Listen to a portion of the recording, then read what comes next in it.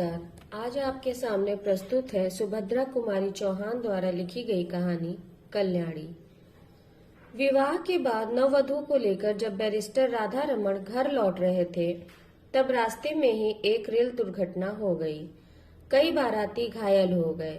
2 का तो घटना स्थल पर ही अंत हो गया।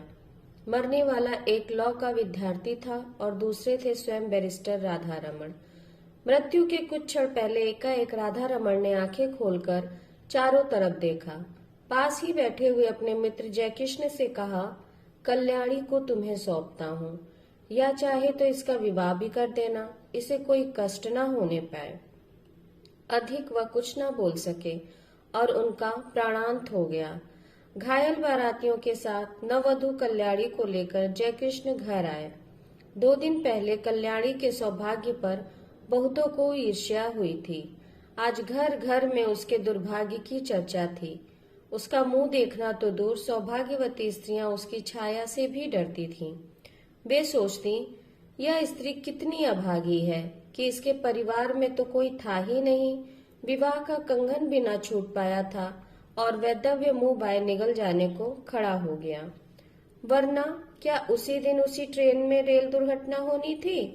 कुछ भी हो, घर घर बड़ी बूढ़ी स्त्रियों में यही चर्चा हो रही थी कि यह अपने सत्यानाशी पैरों से जिस घर में जाएगी, उसी घर में कोई दिया जलाने वाला ना रहेगा।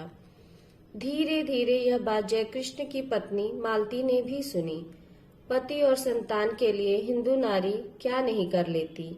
उसके कल्याण के लिए अपना तन मन सभी कुछ निछावर कर सकती है, और वो भी प्रसन्नता से।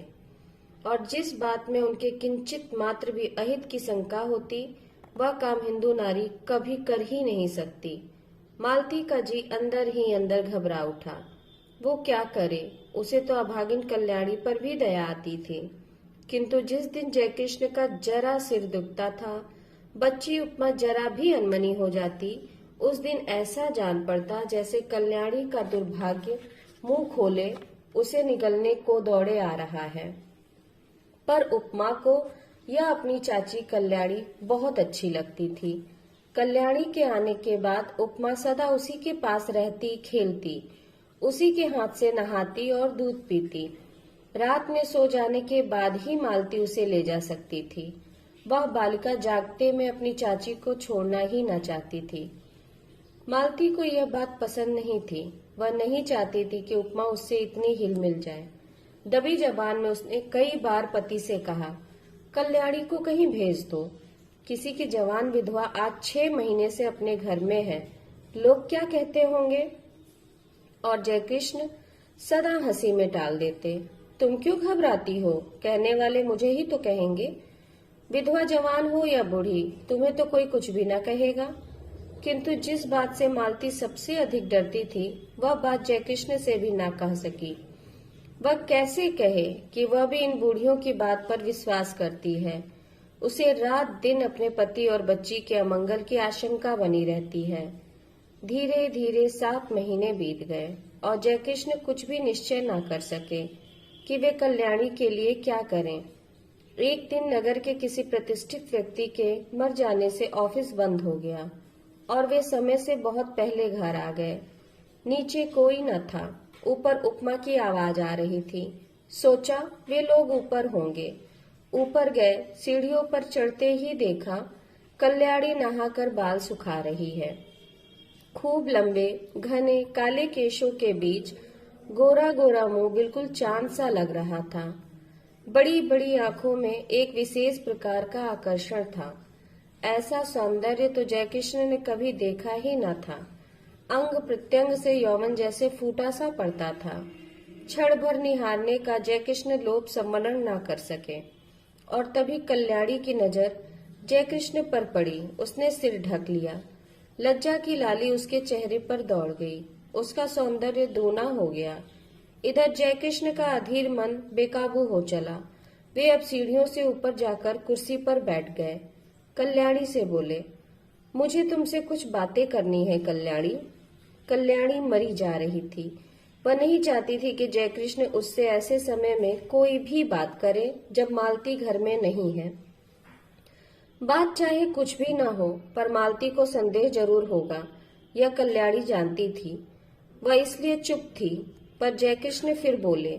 उनकी आवाज भारी और स्वर कांप रहा था। कल्याणी, मृत्यु के समय राधा रमण तुम्हें मेरे हाथों सौंप गए हैं। मेरा कर्तव्य है तुम्हें सुखी बनाना, किंतु सुख का मार्ग तुम्हें ही निश्चित करना होगा। कल्याणी ने आंखें उठाकर जयकृष्ण की तरफ देखा, किंतु देख ना सकी। उनकी आंखों में उसने कुछ देखा, उसे अच्छी तरह ना जान सकी कि क्या था, किंतु उस दृष्टि में कुछ था जिससे कल्याणी सिहर उठी। एक प्रकार की बिजली सी उसके शरीर में दौड़ गई। यह उसका पहला अनुभव था। कल्याणी ने कहा, आप जो ठीक समझें करें, मैं कुछ नहीं जानती। अच्छा होता कि आप बहन जी के आने पर मुझसे बातें करते। वे सुशीला बहन जी के घर गई हैं। अच्छा, उनके आने पर ही मैं बात करूंगा कल्याणी, कहते हुए जयकृष्ण बाहर चले गए। मालती को यह बात मालूम होगी या स्वयं कल्याणी कह देगी, किंतु अगर आते ही उपमा ने यह कह दिया कि बाबू चाची के पास ऊपर बैठे थे तो तुरंत तूफान खड़ा हो जाएगा। इसलिए कल्याणी उसे कहानी कहकर बहलाने लगी। कल्याणी को लेकर कभी घर में तूफान खड़ा हो जाता तब उसका जी चाहता कि धरती फटे और वह समा जाए। वह नहीं चाहती थी कि उसकी वजह से इस घर में कुछ भी तूफान खड़ा हो, इसलिए सबसे छिपी छिपी रहती थी। वह यही चाहती थी कि किसी को उसके अस्तित्व का पता न लगे। अभागिन नारी, जिसे परमात्मा ने सौंदर्य देते समय तो इतनी उदारता दिखलाई थी, पर उसके भाग्य में सुख का एक क्षण भी न लिखा था। सुशीला के यहाँ मालती को बहुत सी बातें सुनने को मिली। सुशीला की सास ने यहाँ तक कहा, दुल्हन, तुम्हें तो अभी अच्छा लगता होगा, सहेली मिल गई है, पर वह कुलच्छनी है, तुम्हारा घर भी चौपट कर देगी। उस छूत को निकाल कर बाहर करो। मालती निश्चय करके लौटी थी कि आज वह जयकृष्ण से जरूर कहेगी कि अब वह कल्याणी को अपने घर में ना रख सकेगी। बहुत दिन रह चुकी। लौटते ही उसने देखा कि जयकृष्ण कमरे में लेटे अखबार पढ़ रहे हैं। उसने अंदर आकर घंटी की बटन दबा दी। उपमा सो गई थी। कल्याणी नीचे आई। मालती ने उसे चाय तैयार करने को कहा। सोचा चाय पीने के बाद कहूंगी, किंतु रहा ना गया। दफ्तर पहुंची। जयकृष्ण ने अखबार रख दिया। पत्नी का वे बहुत आदर करते थे। मालती पास जाकर बैठ गई। बोली, मैं अभी सुशीला के घर गई थी। सब लोग इस बात से बहुत असंतुष्ट हैं कि हम लोग कल्याणी को अपने घर में रखे हुए हैं। वे लोग कहते हैं कि उसे कहीं और भेज देना चाहिए। जयकृष्ण की भ्रकटी टेढ़ी हो गई। उन्होंने कहा, तो जाकर उसे हाथ पकड़ कर निकाल दो। उनके स्वर में रूखापन था। उन्होंने करवट बदल ली। मालती चुपचाप चली गई। उसने सोचा, जान पड़ता है कि यह जीवन भर के लिए यहाँ आई है। कल्याणी चाय तैयार करके चाय की मेज पर सजाकर ऊपर चली गई। चाय पीते पीते जयकृष्ण ने पत्नी से कहा, जिसे ईश्वर ने ही कष्ट देने में कोई कसर नहीं की, उसे हम और कष्ट क्यों दें? मरते समय राधा रमण उसे मेरे हाथों सौंप गए हैं। कुछ दिन और बीत जाने दो। 1 साल के बाद वह जो चाहेगी वही कर देंगे। पढ़ना चाहती है तो वहां भेज दूंगा, चाहेगी तो उसका पुनर्विवाह भी कर सकते हैं, पर वह मुझे या तुम्हारी बच्ची को खा नहीं जाएगी। बेफिक्र रहो। लोग कहते हैं बकने दो। दुनिया में हर किसी को प्रसन्न रखने की कोशिश करने वाला किसी को भी प्रसन्न नहीं रख सकता। मालती बोली, मैं ये नहीं कहती कि उसे आज ही कहीं भेज दो, पर 15 दिन बाद मुझे माँ के घर जाना पड़ेगा। मेरी भतीजी का ब्याह है। कल्याणी यहाँ अकेले रहेगी? जयकृष्ण बोले, अकेली क्यों रहेगी, उसे भी साथ ले जाना। मालती ने उत्तर दिया, साथ कैसे ले जाऊंगी? सगुन साइद के दिन लड़की पर इसकी छाया पड़ी तो? लोग तो बड़ी बूढ़ी विधवा की छाया से भी हल्दी चढ़ी लड़की को बचाते हैं। फिर जान ना पहचान ऐसी स्त्री को जबरदस्ती उनका मेहमान क्यों बनाऊं? उन्हें अच्छा ना लगेगा।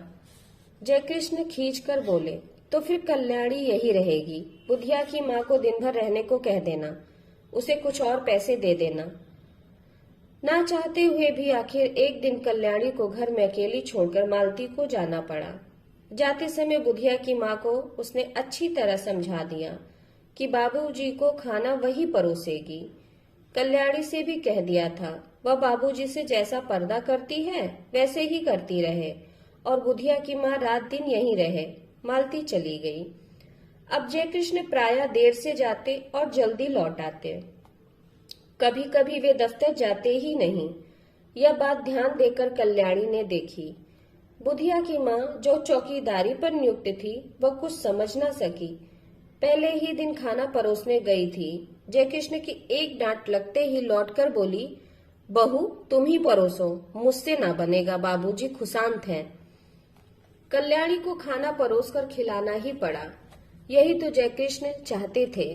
खाना खाते खाते जयकृष्ण बोले, कल्याणी तुमने अपने भविष्य के विषय में क्या निश्चित किया है, कुछ कहोगी? कल्याणी संकोच के साथ बोली, मैं क्या निश्चय करने लायक हूँ, मुझे दुनिया का अनुभव ही क्या है। गांव में विधवा मौसी के साथ रहती थी। एक दिन वहीं सुना कि मेरा विवाह होने वाला है। किससे होने वाला है यह नहीं जानती थी। फिर आप लोग ब्याने आए और कुछ हुआ। जो भी हुआ सब आपके सामने है। तब से आपके ही आश्रय में हूँ। आपको छोड़कर, आपके इस घर को छोड़कर कहीं कोई मेरा अपना नहीं है। सुना है विधवा मौसी भी अब इस संसार में नहीं है।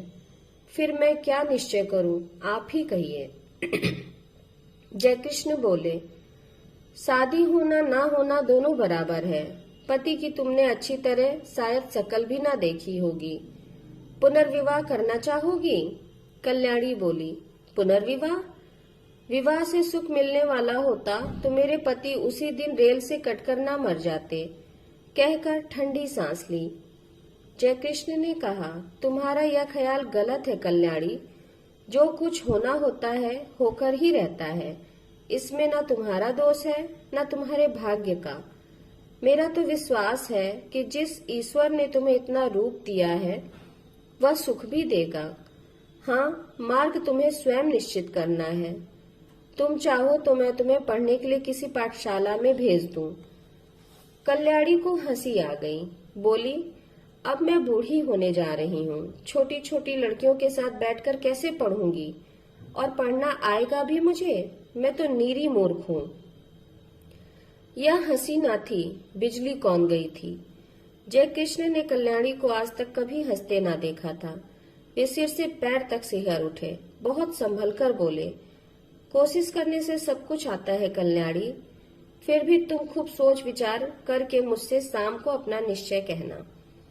शाम को भोजन के बाद रात को बहुत देर तक कल्याणी और जयकृष्ण बातें करते रहे। पहरे पर नियुक्त बुढ़िया पड़ी हुई खर्राटे भार रही थी। कल्याणी ने कहा, पति को मैं प्रेम ना कर सकी क्योंकि संयोग और वियोग में केवल 2 ही दिन का तो अंतर था। हाँ, दया भाव से ही प्रेरित होकर उन्होंने मेरा पाणी ग्रहण किया था, इसलिए उन पर मेरी अपार श्रद्धा पहले से ही थी। वह अब भी है। किंतु प्रेम से तो मेरा प्रथम परिचय उसी दिन हुआ जिस दिन आप सीढ़ियों पर चुपचाप खड़े थे। आप विश्वास मानिए कि आपको मैं जितने श्रद्धा भाव से देखती हूँ उतना ही आपसे प्रेम भी करने लगी हूँ। फिर भी आपके साथ मेरा पुनर्विवाह असंभव है। क्यों कल्याणी, तुम्हें आपत्ति क्या है? भर्राई हुई आवाज में जयकृष्ण ने पूछा, और कल्याणी के हाथ अपने हाथ में ले लिए। कल्याणी ने तुरंत अपना हाथ छुड़ा लिया और संदिग्ध दृष्टि से जयकृष्ण की ओर देखा। जयकृष्ण को अपनी भूल मालूम हो गई। दोनों कानों में हाथ लगाकर बोले, भूल स्वीकार करता हूँ, अब कभी ना होगी। फिर कुछ रुककर कहा, कल्याणी तुम मुझसे कभी न डरना। तुम्हारी इच्छा के विरुद्ध मैं तुम्हें कभी न छूऊंगा। पर यह बताओ कि जब पुनर्विवाह करने में कोई आपत्ति नहीं है और तुम मुझसे प्रेम भी करती हो, तब तुम्हारा पुनर्विवाह मेरे साथ क्यों असंभव है? असंभव इसलिए है कि आप विवाहित हैं, कल्याणी ने निश्चय के स्वर में कहा। जयकृष्ण ने कहा, पर हिंदू शास्त्र के अनुसार एक पुरुष कई विवाह कर सकता है। फिर तुम वह सौभाग्य मुझे ही क्यों दान नहीं कर देती जो किसी दूसरे को मिलने वाला है? छी छी, कल्याणी बोली, आप क्या समझते हैं कि मैं किसी और से विवाह करूंगी? यह कभी ना होगा। मैंने एक बार जिससे प्रेम किया उसी से प्रेम करती हुई मिट जाऊंगी। हिंदू नारी प्रेम करना जानती है, वह प्रेम का प्रतिदिन नहीं चाहती। मैंने प्रेम किया, करती रहूंगी। यह बात दूसरी है कि प्रेम की प्रतिमा तक मेरी पहुंच ना हो सकेगी, और यह तो अपना अपना भाग्य है। कहती हुई एक दीर्घ निश्वास के साथ कल्याणी ने जयकृष्ण की ओर देखा। जयकृष्ण ने कहा, कल्याणी, तुम अपना ही अपना देखोगी या मेरा कुछ ख्याल करोगी? मैं पागल हो जाऊंगा। तुम्हारे बिना अब तो मुझसे एक पल भी नहीं काटा जाता, किंतु फिर भी तुम निश्चित रहना, मैं तुम्हें कभी हाथ न लगाऊंगा जब तक तुम्हारी आज्ञा ना होगी। आधी रात को भी तुम मेरे पास उतनी ही सुरक्षित रह सकती हो जैसे सगे भाई के पास, क्योंकि मैं अधर्मी नहीं हूँ, तुमसे प्रेम करता हूँ, तुम्हें पाने का इच्छुक हूँ, पर सत्य मार्ग से, कुमार्ग से नहीं। कल्याणी बोली, ना मैं अपना कुछ देखती हूँ ना आपका। सच यह है कि मैं मालती जीजी के सौभाग्य पर कुठाराघात ना कर सकूंगी। उन्होंने मुझे कुसमय में आश्रय दिया है। जो कुछ बन सकेगा भला करूंगी। उनकी बुराई मुझसे ना हो सकेगी। उनके भले के लिए मुझे अपना बलिदान भी करना पड़े तो सहर्ष कर दूंगी, मगर उनकी जिंदगी में कांटा बनकर ना रहूंगी। पर मेरा जीवन कंटकमय बना दोगी। कहते हुए जयकृष्ण ने ठंडी सांस ली और सतृष्ण नेत्रों से कल्याणी की ओर देखा। कल्याणी ने कहा, यह सब मानसिक विकार है, कुछ दिनों में अपने आप दूर हो जाएगा। आप समझते हैं मुझे कम कष्ट हो रहा है?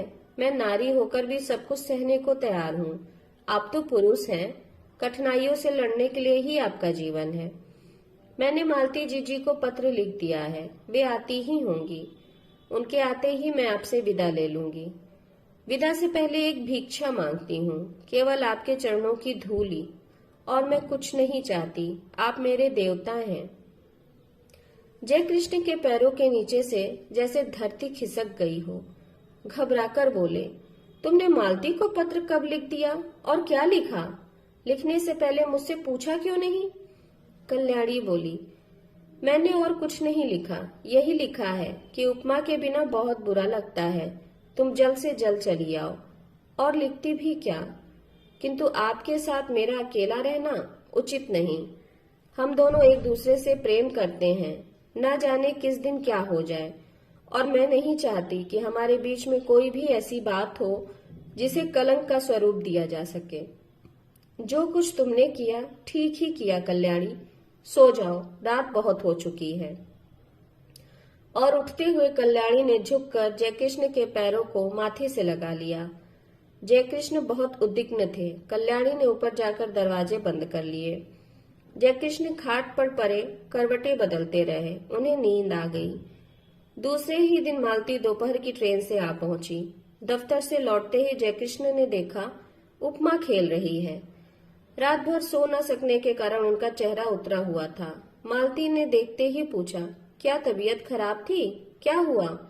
जयकृष्ण ने कहा, कुछ नहीं, सिर में बहुत दर्द है।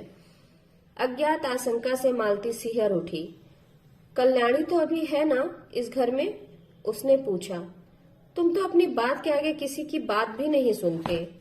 कितनी बार कहा उसे कहीं भेज दो, पर जब तुम मानो तब ना। इस तरह तुम्हारे सिर में दर्द वर्द होता है तो मैं घबरा जाती हूँ। सभी लोग कहते हैं वह अभागिन है। जयकृष्ण को दूसरा ही भय था। वे यही सोच रहे थे कि कौन जाने कल्याणी है भी कि नहीं। उसने कहा था कि मालती के आते ही वह विदा ले लेगी। विदा का अवसर कहीं आ तो नहीं गया?